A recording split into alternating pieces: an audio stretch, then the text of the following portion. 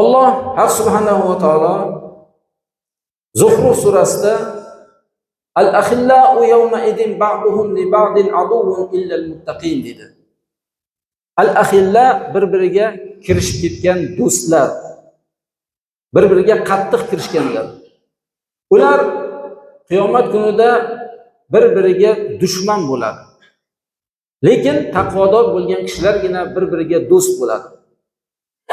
Do'stlar, ya'ni bu dunyoda bir alkash aroq ichib ko'chada qolib ketgan bo'lsa, uni do'sti, ya'ni alkash do'sti ko'tarib olib uyiga olib borib qo'yadi.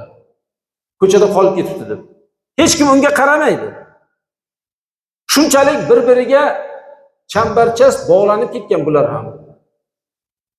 O'g'rilar birovni cho'ntagiga qo'l urgan paytida bir odam ko'rib qolib, unday qilma desa, yuziga bizva tortib olgan. Sherigi, o'g'ri sherigi. Shunchalik bir-birini himoya qiladi. Ular qiyomatga borgan paytida agar sen bo'lmasang, men to'g'ri yo'lga tushgan bo'lardim deb aytib qoladi. Sen meni adashtirding deydi. Lekin taqvodor bo'lgan kishilar bu dunyoda ham do'st bo'lishadilar, qiyomat kunida ham bir-biriga do'st bo'lishadilar. Alloh uchun taqvo qilib yurganlar bir-biriga do'st bo'lishligi kerak. Ana shularni Alloh taolo maqtayapti Qur'oni Karimda Zuhruf surasida.